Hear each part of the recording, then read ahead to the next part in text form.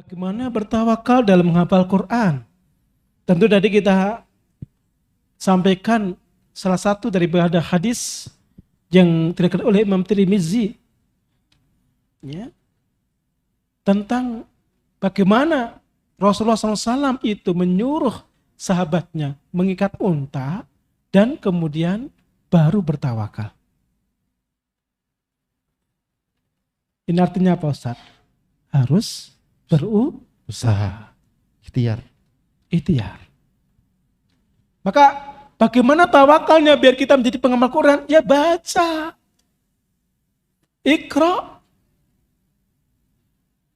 Iqra warattil Qur'ana tartila.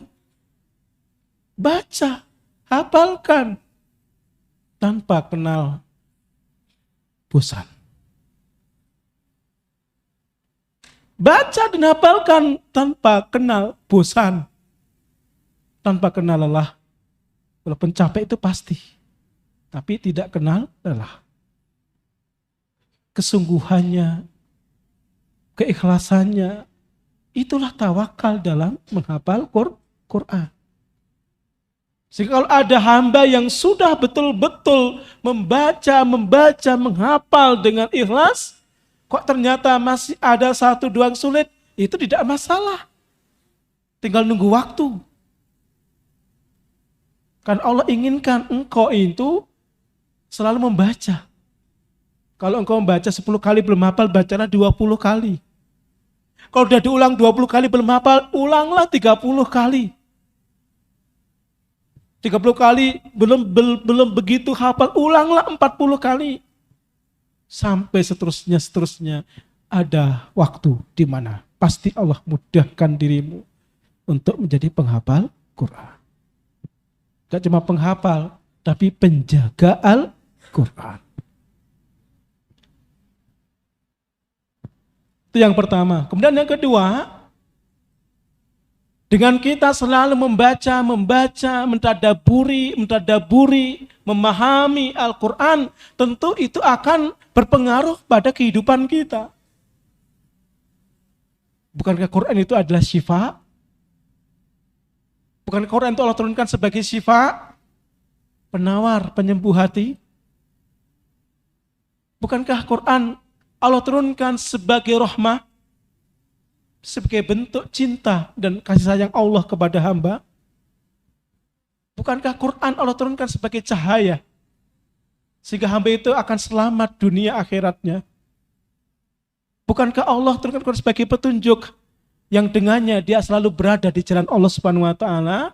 Maka dengan selalu berinteraksi dengan Quran, membaca, menghafal, memahami, tentu dia akan jadi hamba yang berbahagia, selamat, dan kemudian Allah lindungi dunia dan akhiratnya.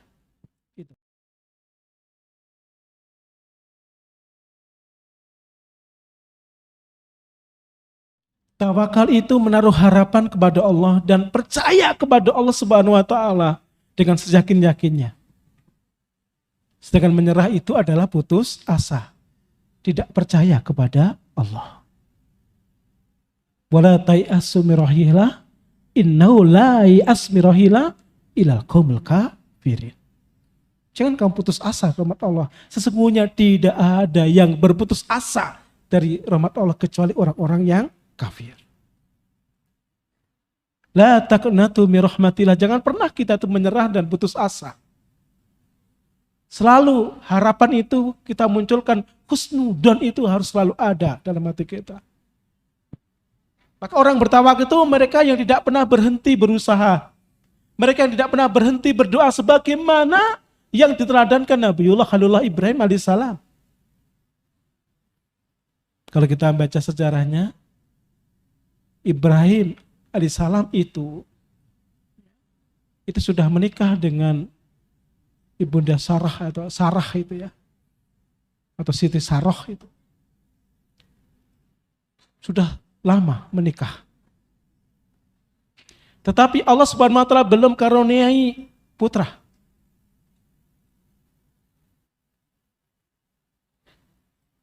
Maka yang dilakukan Nabi Ibrahim alaihissalam adalah tentu memohon kepada Allah Subhanahu wa taala. Usahanya sudah menikah, tinggal doanya. Rabbi habli minas solihin, Rabbi habli minas solihin, Rabbi habli minas solihin. Terus diulang-ulang doa itu oleh Nabiullah Khalilullah Ibrahim alaihissalam. Apakah kemudian setelah doa, tiba-tiba 1 bulan kemudian langsung hamil? Tidak. Apa kemudian setelah doa, setahun kemudian hamil? Tidak. Apa setelah berdoa kemudian 2 tahun langsung hamil? Tidak. Puluhan tahun. Tapi beliau SAW, beliau Ibrahim alaihissalam tidak pernah berhenti berdoa. Tidak menghentikan doanya kepada Allah. Karena beliau tidak berputus asa, tidak menyerah. Selalu berharap dan selalu ada harapan bersama Allah. Pada akhirnya Allah berikan apa yang dicita-citakan. Khalilullah Ibrahim alaihissalam, lahirlah 2 orang putra dari beliau. Yang 2 orang putra ini adalah menjadi keturunan-keturunannya adalah para nabi dan para rasul.